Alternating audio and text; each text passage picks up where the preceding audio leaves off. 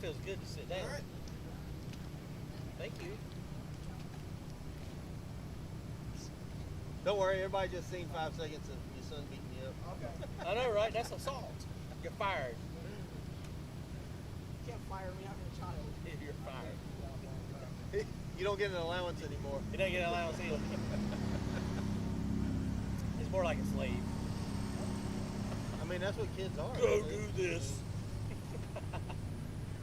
All right, we're sitting down with Turbo John after his first round victory here at Dig or Die, East versus the West.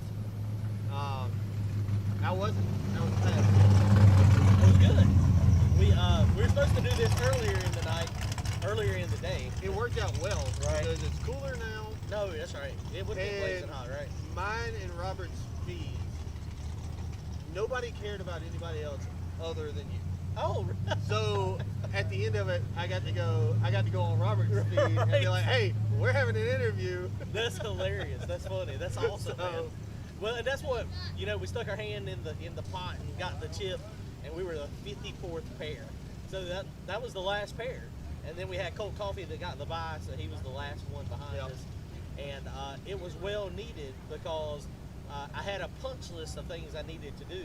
So when you got here, I was frantically working on the car. Yep. And so what had happened was, last week at Roxborough, of course, we had an oxygen sensor issue. I ordered an oxygen sensor on Sunday. It shows up on Thursday, just because it takes a little time to get stuff now. Yep. And so we got the oxygen sensor, luckily, before I left the house. And so we showed up down here, and so today I needed to change the oxygen sensor. That's easy peasy. One of the easiest things on the car. Change. It's a plug and a. It's a nut, plug essentially. and you just Yeah. pull it out. It's easy access. So we changed it, and oxygen sensor still didn't work. Yep. When I came by earlier to see if you was ready, you had a whole team over here working on it. We were trying to repin it. It's the same thing that we had the problem with Randy's a few weeks ago. Basically, we think the output for the heater or something from the Dominator is a problem. Something's the matter with it. Do you think it's like a new version up? Is there a new version update? I have heard that there are some, but or as far as sometimes firmware jacks stuff up. But I mean, it was working, and then all of a sudden it wasn't working. And then it's kind of funny. It's intermittent. So we ohmed everything out. We still don't know what the problem is. So we had to put it in open loop. So anybody that saw that video, it took 12 seconds to spool up. And so I knew it was taking a while. I had it doesn't sound right. I had it to the floor, and I was like, "Come on, baby!" I was like, Ziffer was starting to get kind of. I could tell he was about to time me out, and but luckily, I was racing a nitrous car, and it was all good. Yeah. So car run good. It run fast. It was not like personal best fast, but for the first lick, I probably could have turned it up, and it probably would have tucked it. It probably would have went faster. Now, do you still have all the weight in it from your video the other day? I do. It is 3,514 pounds right now, and that's the heaviest the car has ever been. And That's heavier than your old car, wasn't it? It is. The old car, I think we got out at like 3,400, and it's one of those things we're chasing bias numbers. Yep. And trying to make it work right. Now it did do a little teeny wheelie out there right then too. Did it? That was my first time ever popping the wheel up out there. I was behind the car, so I was standing right next to Milton. Yeah, Randy's or Milton's. Somebody, I think it was Randy's video. You can see it pops up and then comes back down. But it was a nice smooth acceleration. Yeah. We also changed glue this year. This race we're trying it out. We're trying the Rocket brand. Okay. And so the that was Blue Collar Brew. Yeah, the Blue Collar Brew. Happy's real good friends with him, and so he hit us. Happy hit him up, and he was like, "Man, just try it out, see if you like it." And there's a concoction. So we talked to him today, and he was like, "Okay, well, you use the blue for this, you use the black for this, you use the red for this." Yeah, so I've got like 3 different things for tomorrow. Oh wow! So hopefully I can remember it. We may be calling him back tomorrow. But that time, man, the car dead hook, didn't hit do nothing stupid. No, it left good. It went almost personal best to the 60 foot. And so the extra weight, though, slowed it down a little bit on the digging. But we still had a very strong mile per hour.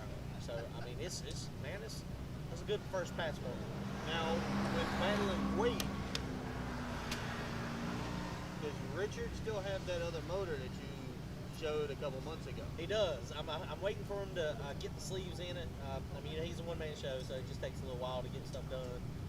From time to time. And I felt bad because I hounded him about getting my stuff done, and then as soon as he was like, "Hey, you come pick it up," it was stuff happened one after the other, and I'm like, I don't have the money anymore. I'm hoping that he'll get it to me soon.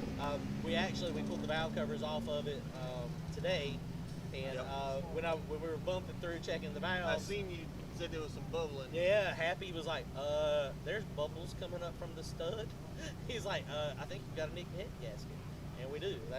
With these head gaskets, this motor's been together for 2 years. So has it been that long? Yeah. When it's a year and a half. When it gets to December, it'll be 2 years. So last year, when we put it together, we put a new set of rods in it. I had used rods in it. Yep. And so I run them one season, took them out. They did not ventilate themselves. So, that was a good thing. We got those out before they decided to exit themselves. And so we took and put new rods in it, new bearings, mains and rods. And rings were not available. So, because I got off-the-shelf CP bullet pistons, and they were just not available because they're a funky size. And so the options were at that time, okay, well, we can try to get a special custom order ring that was going to take a long period of time, or we could get Richard to, modify the ring groove, the actual depth and the radial width. And so that was an option. But the problem is that piston was designed for that amount of ring to cut out. And so what I was afraid of, if he cut it out, made it a little bit wider, a little bit deeper, now we're going to compromise the integrity of the piston. So we put it back together with used rings. And so those rings were 1 year old. So now we're on the third season of the rings. We made 140 passes last year.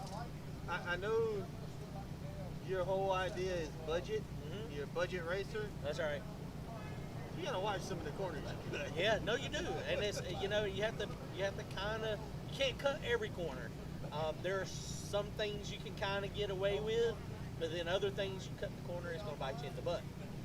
So I'm there. I mean, the motor is getting tired. The rings, the ring seal. Which the reality is, this is a motor that I got from Brian like 7 years ago. It's been 4.165 bore for 7 years. And so we have honed it with the berry hone a lot. So it probably needs about a 4.170 probably piston, really, on 4 cylinders. The other 4 cylinders have got sleeves from where we had rods ventilate. So, we're slowly putting sleeves in the whole motor. But the new motor is a 4.125 bore, so we got some decisions we got to make. Those pistons actually are not in terrible shape. I mean, but they're legit like, no, they're not 7 years old. The pistons are not, because the pistons are, we changed strokes about 3 years ago. So the pistons are 3 or 4 years old. That's right, because you're running a D-stroke. That's right. It's a 3.34 stroke. Instead, it's a NASCAR crankshaft. So instead of having, a overstroke, so 3.75 or a 4-inch stroke, I mean, the cubic inches on the car is tiny, man. That's only 364 cubic inches. So, I mean, that's, we struggle a little bit with spooling sometimes anyway. But at the end of the night, so like when we go rounds, like when we're doing a front of the track no prep, at the end of the night, it is not it sounds like it hardly has any compression. I mean, it's like, no, it spins over the fastest you've ever heard it spin over. And it's because, a couple things, I don't run water in the block, so of course everything spans a little bit more down there. But also the rings are tired.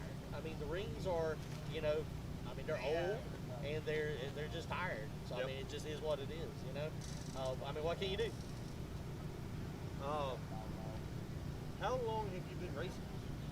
I've been racing. I am 47 years old. I got my first car when I was 16. So whatever that math equates to, 31 years. I'm about to make you feel old. I am old. 47. I'll be 32 on Sunday. Look, I'm almost that guy. I've been racing since you was in diapers. I am that guy. Yeah. But yeah, man, it's crazy. I started out, my first car was a Trans Am. My dad bought it. It had a 305 in it. We took it to Charlie Taylor in Lumberton, put a 350 in it with some tubular headers and an RV can. One of them three-quarter cans? No, it was an RV. He didn't want to put a 3/4 in it. I asked for a 3/4. He said, no, you need an RV engine. And I don't know what it did. It sounded good and it run okay. But very quickly, I started tearing stuff up.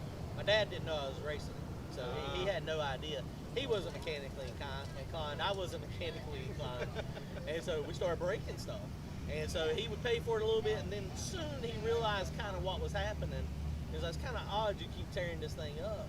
And then I had to learn how to work on it. And that's how I started working on, my stuff. I think that's how everybody kind of starts. Yeah, I mean, Mom and Dad get tired of paying for it, and they're like, hey, you tore it up, you fixed it. I think I paid for one. I think I paid for one thing to happen. I don't even remember what it was, and it was like $300 or $400, and that was like in the early '90s. And I mean, I was working a part-time job. I was in school. I mean, that was like weeks of paychecks. So I mean, it just I was like, okay, if he can do it, I can do it. So let's learn how to do it. That's what we did. Now, trying to word this properly. Right. I know you got a lot of time and a lot of effort into this car. Right. I know you've got a lot of time and a lot of effort into the old car. Right. I know a lot of people are biased on which car they like better. Right. Which one do you prefer? So this one's starting to grow on me. The old car, so I bought the old car, so I snookered my wife in. So I got out of racing, sold all my stuff. You know how sometimes you sell everything and then you start over? Yeah. So back in 2007, that was where I was at. I had sold a twin turbo Mustang. I was just kind of tired of messing with it, throwing in the towel. Like, I need to just take a little break and regroup and do something different. And so I sold that, I met her, and then about a couple months after I met her, I found the other Mustang. And then I started that process building it. So, I've had that other car forever. So, I mean, from 2007 to now, I mean, Nick's got it now, but I'll be getting it back soon. I mean, he's almost done with his new car. So, I was hoping to see him tonight. I was hoping he was going to make it too. We were going to ride down and help him last weekend, and we ended up going to Mooresville for Robert's race. Right. But the nostalgia of the old car, I mean, and that's what, I've had this car in the building process for about 2 years. Yep. And we almost made it last year to the point where we could have made it, but I just didn't want to step out of the other car. My other car was comfortable. I knew how, even though it was swirly and it was all skatey and it was, it was challenging to drive, but I knew what it was going to do. We could unload that car anywhere, look at the surface, and go, all right, we can go this or we can go that. And most of the time, we were able to hit the number pretty close. And so when we took this thing out of Darlington, man, I was scared. We barely got it done. I didn't even make a test pass on the street. We drove it, like, to make sure it was lined up properly. That was driving it to tech. Oh, yeah. And so I was scared, man. I was nervous about getting more comfortable. The 4-link behaves a lot better than the stock suspension, which of course Don't tell me that. I didn't back half my car. which we were having issues too, though. I mean, we found some tore stuff, Without the stuff being torn, probably they're reasonably the same. But the thing that I like about the 4-link is it's easy to change it. I can legit jack the car up, drop the rear end down, let it hang in the shop, and then take the wheels off of it, and I can just make a change. And I guess some people in the stock suspension world can do that too, but it seems more easier. You got more room. But yeah, that's right. It's easier to work on. You just got a lot more room. You're not tight. You're not cramped up. All those self-tappers aren't ripping my hands apart. I mean, cause the old car was self-tappered to death. Well, I mean, you got wire nuts on this one. No, I do. I make sure to keep those. Those are for Devin Vanderhoof. Those, they hurt me. On the TPS too. Look, although honestly tomorrow, there's a very good chance that to make this thing work like I'm gonna need it to work tomorrow, I'm gonna have to wire nut a whole nother oxygen sensor in. Like, that's gonna really get Devin pretty good, isn't it? Well, he didn't wire your car, so. Yeah, I know, but still, I mean, it just hurts him. He's one of my buddies. So. He's gonna tell Randy not to bring his car back. I'll send him a picture of the wire nuts on the oxygen sensor. They're just gonna really. Speaking of Devin, I know you're into all sorts of. You breaking my chair? I was gonna say this one's a little different than that. No. All right, go ahead. You rolled the end of it. How did that happen?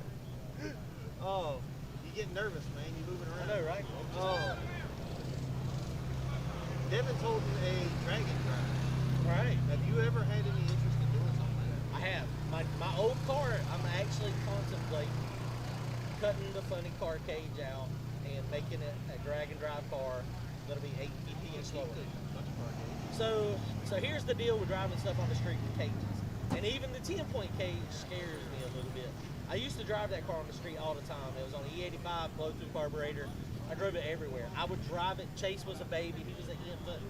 We would get Chase in bed, and when he went to sleep, so somewhere between 6 o'clock and 7:30, I would back the race car out, the Mustang, the old Mustang, and I would drive it to Glock, which then was Dunn Benson, and then I would race it, and then I would drive it home.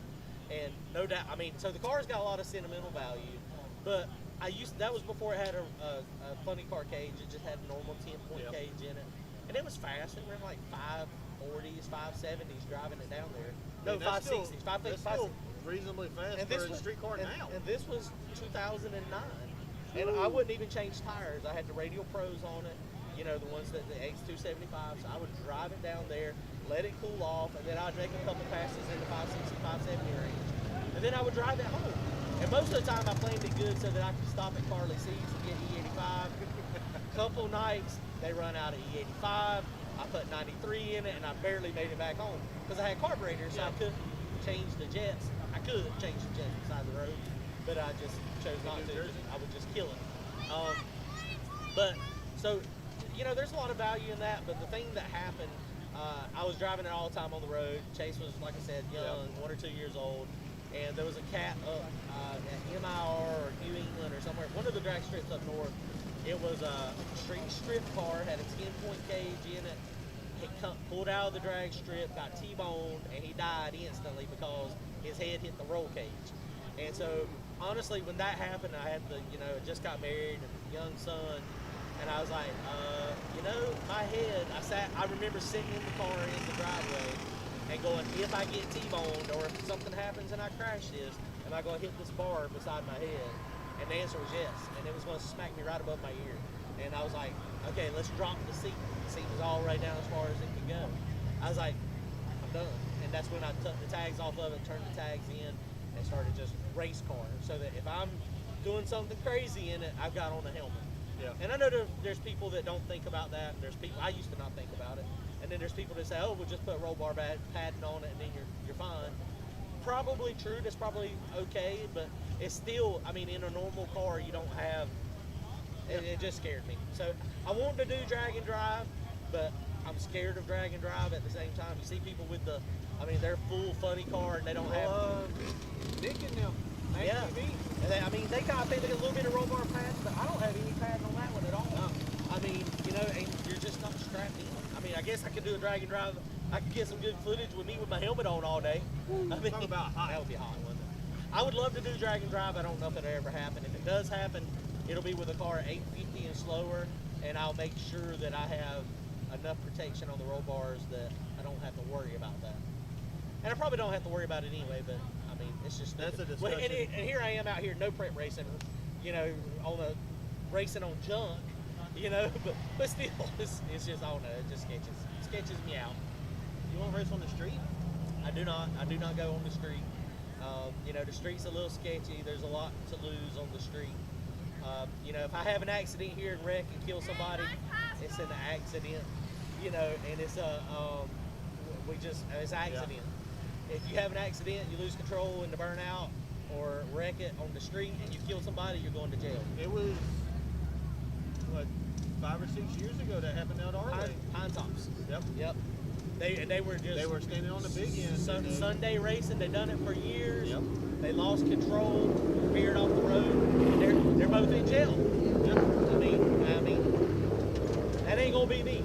I ain't doing it. It's too risky. There's too much to lose. It's just, it just is what it is. Yeah. I mean, people that do it. I love watching it. I'll watch videos all day, but I can't participate. There might actually be something happening later on. It does surprise me. That's what the pregame happened last night, and it looked like it wasn't quite as crowded as normal, so that's good. But they tried to keep it. Gotta keep it secret, low key, right? Yeah. Because that's what, when you get a ton of people involved, it gets sketchy. And because there's no organization as far as, people are everywhere, and it's just hard to. It's the just last too dangerous. digger die, we went out that night and. Probably 1,000 or 2,000. Yeah, everybody from the track followed everybody out there, and it was 4 people in pitch black trying to keep everybody behind the cars, and the cops showed up. The cop was nice. Right. He let us continue, but he said if you drove back by and people were in front of the starting line, everybody was getting the tickets. It was like, and that I can't stop y'all from doing it. If I make y'all leave, y'all just gonna do it somewhere else. And we went down. And we went down there. We actually rode down there. You did. Yeah, I remember that. We rode down there, and we were there early, and then the racers started getting there, and I was like, and then the crowd started coming. And I told them, I was like, dude, I'm done. I was like, I'm going back to the motorhome. I'm going back to sleep. That, and it was already, what, 10, 11 o'clock at night? Yeah, it was already late. Been and it was sitting in the heat all day. Yeah, I was like, this is not going to work out. And, I mean, in Darlington, I mean, that's what, they got busted down there, and everybody got tickets, even the spectators. I didn't realize the spectators got tickets, too. That's what I heard today. They were street racing, went to a different spot. And everybody got the ticket. If you were there, you got a ticket. Some of the media people were there. And right. And I mean, that's what. They were like, you'll never guess what happened last night. 2 points on your driver's license and like $100 fine. I mean, it's just crazy, man. I was just, and I know the no prep has got its roots in the street. We used to street race all the time when I was young, but it was different. And the way it was different back then is we would drive our street cars to the spot, and then it would just be us 3 or 4. We would race, and then we would leave. It wouldn't be 50, 60 people. You would, and you wouldn't have 20 cars doing a shootout on the street. A lot of that discovery kind of. They probably did. Yeah. That's right. I mean, because that was, that's unfortunate because I mean that stuff. I know they probably did that stuff in the past. Limpy. I mean, they street race all the time still, and and they have some good organization. They try to make it run as smooth as you can. But and there's some crazy stuff like the no trailer one where they have to go to different spots. I love watching them. Dude, I love watching it, but I just can't participate. The 660 guys. Yeah, it's just crazy stuff though, man. And that's the type of racing that we used to do. You drive the vehicle there, you race, and then you leave. And so that's the kind of the premise of that. The drag. I mean, you're driving it, you can't trailer it. Yeah. So as soon as you make a pass, then you cut out and go to the next one. So I mean, it's just crazy though, man. And the cops earlier today, I mean, when I got here, I had to go back home this morning to get some stuff, and we forgot our clothes. And like legit, I didn't even think about you coming. Which I mean, you couldn't. I didn't leave the house until like 12 o'clock. I walked into the motorhome last night. Kelly was like, "What'd you do with our clothes?" I was like, "You grabbed the clothes," and she was like, "I didn't grab the clothes." And so she turns on the camera and she goes, "The clothes are in the house." And I was like, okay, well, so I got up this morning, drove back home. But when I got back, they were out, 4 or 5 people out there on the road making some hits. And then when I come in, I got here at 2:30. Right. I turned down the side road, and I made it 100 foot down the road, pulled over and got the camera out because there was people making hits. And that's what. I text Krista, I'm like, I didn't even make it to the track, and I'm already taking pictures. Right. And so we hung out here for a little while. Then I saw somebody post. Apparently, a couple state troopers posted up on the outsides on both sides. Well, see, what happened was a couple people would make a hit, and then they would circle around and come back in this way instead of going down and turning around. Oh, gotcha. So, and then, I mean, that's a major highway. No, that's right. It is a 4-lane major highway. There's always troopers or sheriffs up and down it. So, I mean, the people that do it on the street got more courage than I have.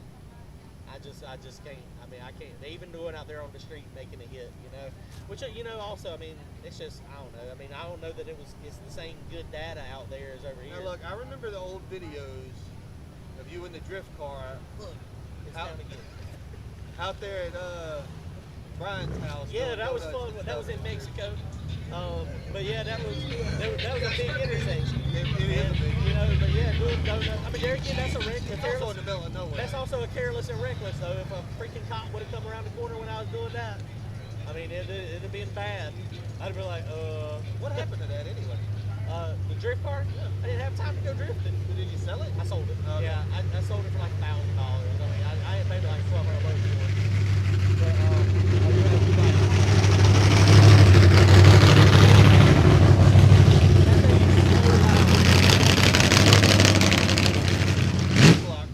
It sounds good, but it is so loud. It's from New York. It's an all-motor nitrous. That thing is so loud. It's Mike or Michael. Right. Sofana. It I'm is- friends with him on Facebook, but It is loud as all get it out. is. But yeah, it's fun, man. You know, I'm glad the no prep. It's weird how racing evolves for different people. Like we got radials back in like 2010-ish, They're only that. 2009 is kind of when it started, and then Wow. yeah, so 2008, 2009, no, 2010, radial racing kind of started taking off. I graduated high school. Right, that's right. That's when we started radial racing. And so you went from slicks to radials, and the feel of a radial, the stability of a radial is so nice because they just take off. Yeah. And then as we started making more power, you started depending more on track prep. So you can't race in the sun, you gotta wait for daytime to go away so the You track can't race can when it's cool extremely down. cold. That's right. You got We went to Bradenton for U.S. Street National. Right. They canceled it because it was Too like cold. 40 degrees. right. So radials are fast, they're more stable, but the conditions have to be better, especially with the amount of power people are making now. Yeah, some of them has got to be perfect. So 2 years ago, when I realized, so I had a hard decision to make because I was radial racing with my car, but we talked about budget earlier. I always try to do the most I can do with as little money spent. And so being a budget racer is hard, you know. For the first year of your channel, Right. you were back and forth. Right.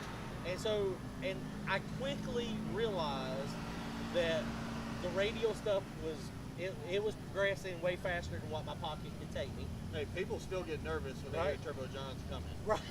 Okay. I don't know why. I mean, we got a pretty decent winning streak, and we do okay. But you know, it's just, I mean, we're just racers out here having fun.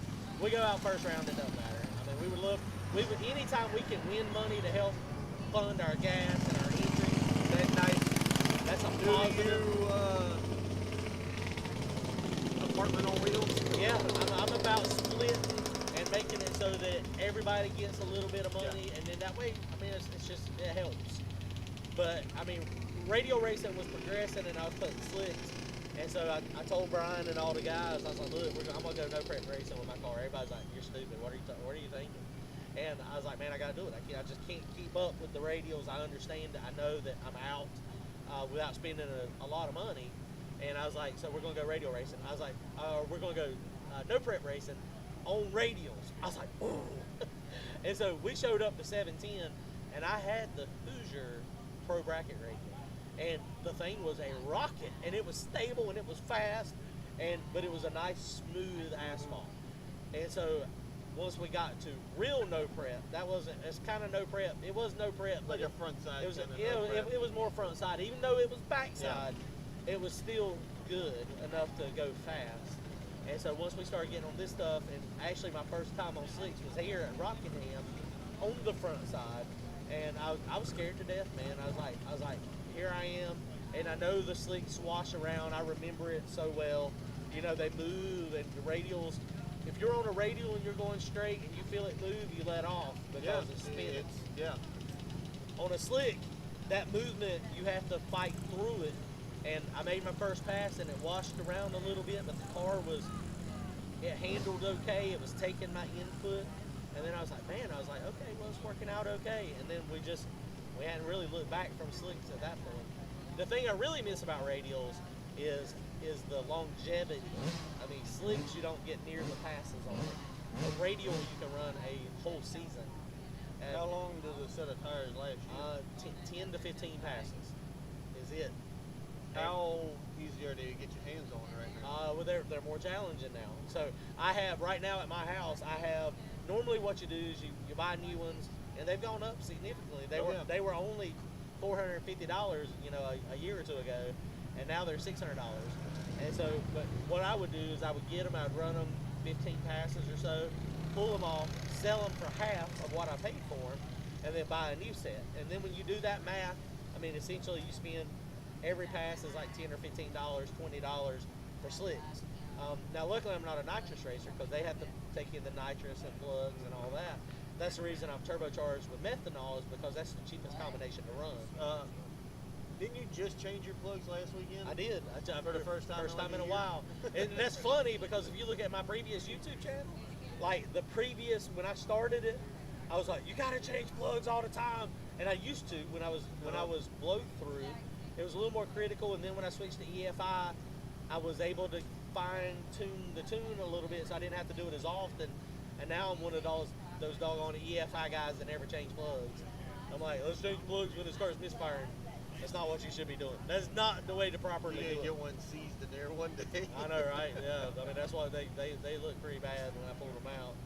But you know, it's just one of those things, man. Racing's constantly evolving. Now we're on the no prep kick. The radial stuff. Race every weekend. You can race every weekend. The only problem with no prep racing is you're generally racing for the racer's money. So I mean, you know, if you have that's a big problem with drag racing in general. Well, right and but the buy-ins are very expensive on no prep. Like this weekend's $500 buy-in, but the purse is huge because we got 100 cars here, 111 cars, $60,000 purse. But you know, same thing. Like you said, you can race every weekend.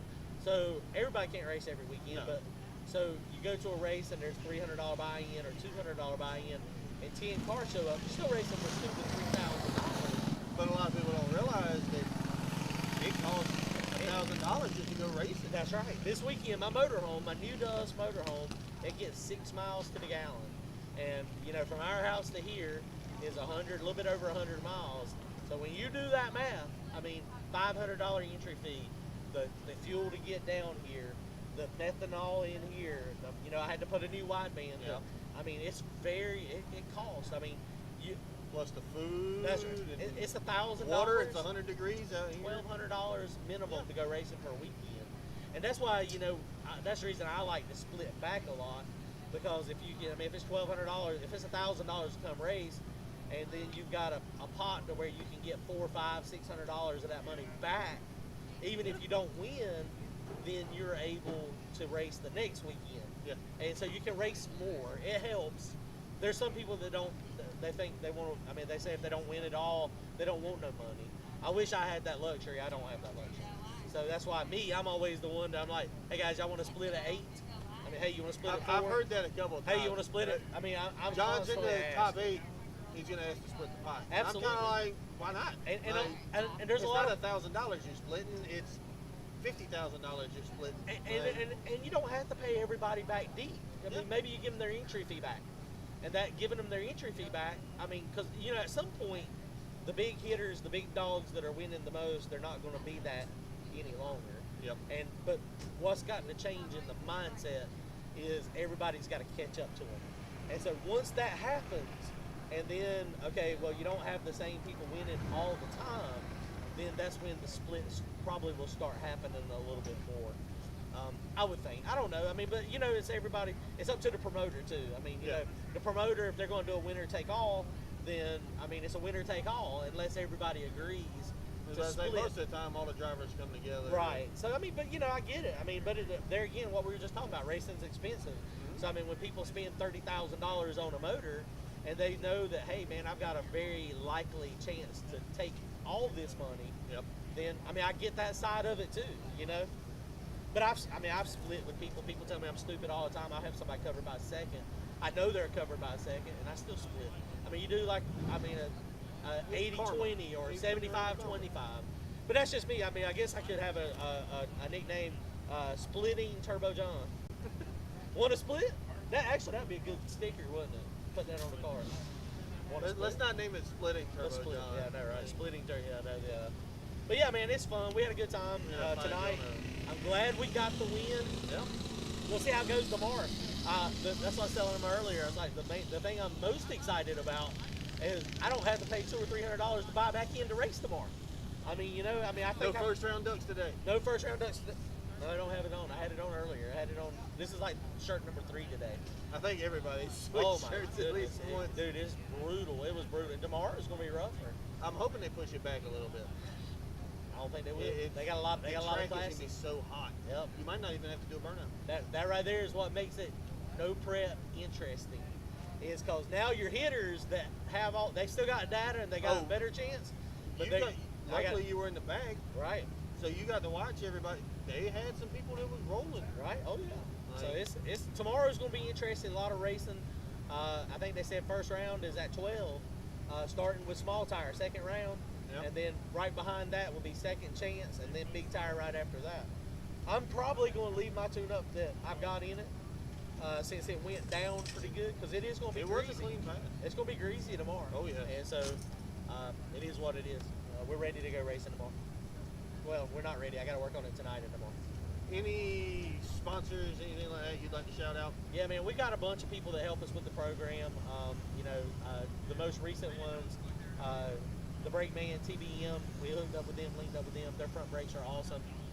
Jeff with TRS, those long travel front struts are just, I don't know how it Jeff, if you're seeing this, I need a set of those. I don't know how, I don't know how it looked from the back, but from the inside the car, it felt like it was wheeling the whole track. I was like, I can't see. Jose does all my turbo stuff, forced inductions. Little John, Foolproof Performance, he does all my camshaft need stuff. Any of my, hold on, let me silence this. How unprofessional. I know, right? Hold on. Oh, they're drawing? Are they drawing? What? Oh, I missed it. I thought y'all said it was tomorrow. Nope. I told you they had a crowd down there. Okay, you drew for me? I did. We didn't draw each other, did we? Nope. Yeah. You drew out of the same bucket? No. Oh, yeah. I had cashed and draw. You can first crouch for in him. here. We're live right now. Yeah, we're live. That's fine. This is Houston. Y'all go check out his YouTube channel also. Yep. 20 left. You got Jacob Mitchell. Okay, I don't know Black, who that is. black fox body With the white front bumper, end. Turbo LS. Okay. They're from like Jersey or something. West Virginia, but the eastern Is it? panhandle. Oh, okay. Like up around I knew the they were Maryland, northern. Inwood, Hedgesville, that area. I don't know exactly. I He think made a it's pretty Inwood. decent pass earlier. It's Okay. fast. It's definitely fast. I got 24 against Manny Bajinga. Woo! Is that the Pro Charge car? Yes. Oh, The black boy. one with the zoomies. Yeah. Is it? They said it was. It said it flashed the converter like 8,000 RPM and just. Blah, you ain't gonna be able to hear yourself. No, that car is ridiculously Okay. loud. Hold on a second. Is that an iPhone? It is. Yeah. You want me to Yeah, just drop it? Yeah, just airdrop it. Don't airdrop it to mine. Turbo down. Airdrop.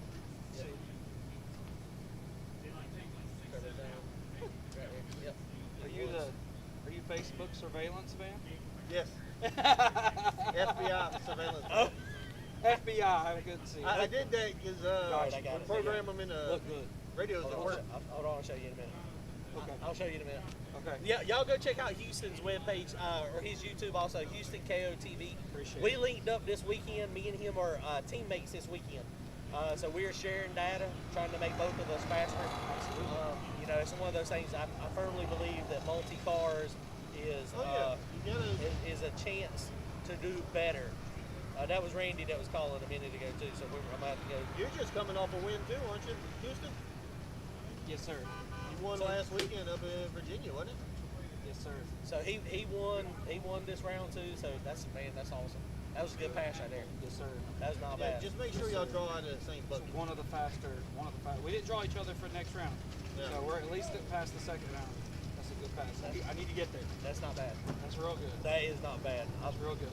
We're still having wideband issues. I could tell a little bit on start line. 12 seconds to spool.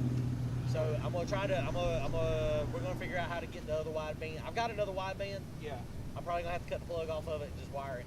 How did your transmission like 12 seconds of spool time? I do not have a temperature gauge on it, so it was fine. It's one of those can't see it, can't worry about it. Yeah, out of sight, out of mind. It was only at 2,400 RPM though, so it probably wasn't that bad. I'm there too. I mean- I have no temperature gauge on that. So I mean, it's just one of those best to things. not know. Yeah, it was just up there, and When I it mean, starts it's smelling, what it is.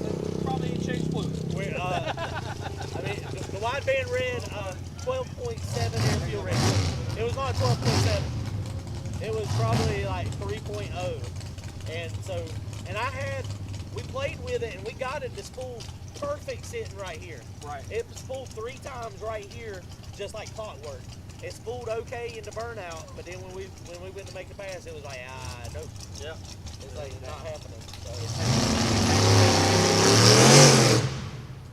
That was a bad apple. Maybe Yeah, something like possibly. Is that bad apple? I think so. Was it? I seen green lights in the car. Yeah, I didn't realize we were drawing up there. I'm glad All you good, drew for me. man. Yeah. That's I why told him that's why we've been hanging out. We're Facebook Living with Willie.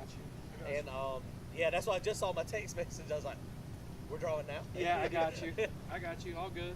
That's Guys, I'm gonna head out. We're All gonna right, get some rest. We'll see you in the morning. Yeah, see you Yeah, on the we ain't morning. far Thank behind you. you. All right. But yeah, it's crazy. We'll see you guys. Thanks. We'll see what happens tomorrow, man. It's gonna be exciting. It's gonna be interesting. It is what it is. Right? You still have them shirts? Is what it is. Yeah. I don't know if we got any. You need to bring them back. I don't know if we got any. People like them. Did we have these? What it is? I don't even remember. Kelly. Yeah, it's the one. It's the cartoony one where you stand in front of the car. Oh yeah. That Kelly's in charge of all the shirts and stuff.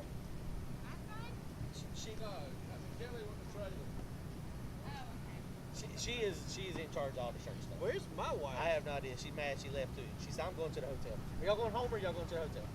No, we camping. Are y'all camping in the ring? Yeah. She's probably in there. She might be asleep already. Well, this was fun, man. Yeah. I That's enjoyed gonna it. wrap it up. Yes, sir. Yes, sir. This was good. Y'all go check out his stuff. If you're watching, go check it out. Go to his YouTube. I would hope they're checking it out now. Are they They're going watching it. Is this going live to YouTube also? It's YouTube, Twitch. Oh, and it's doing Facebook. all of it. Yeah. Nice. All three at one time. Awesome, dude. So go check out my YouTube also. Yes, sir. Turbo John Racing, and then Houston KOTV. Is it Houston yeah. KOTV Yep. or is it just KOTV? Houston Okay. KOTV. I follow him. Yep. But his stuff doesn't pop up very often. So. Yep. So he's a good dude too. His YouTube channel's doing Oh yeah, good. he's got some nice stuff. There's a bunch of YouTubers out here. You got the MAK guys, and now Nicky Bobby's got his Yep. channel. There's a bunch. I saw John Dock out here earlier. Yep. LS Nasty. Yep. Pennywise Racing. Yep. A lot of guys. I saw Dragger Die was out here Yep, live as Ken. well. There, I mean, dude, there's Ken's a everywhere. I mean, there is a lot of footage. Spooled Media. Yeah, Corey. I mean, there is a ton. There's a ton of photographers. Over the next week, there will be a ton of footage Oh yes. that drops from this event. So this is awesome, man. All right, fun. Yeah. Good deal. Yes, sir. Yes, sir. Let's get some rest. Yes. Well, I got to edit video. Well, I'm gonna go get some rest. I got to edit.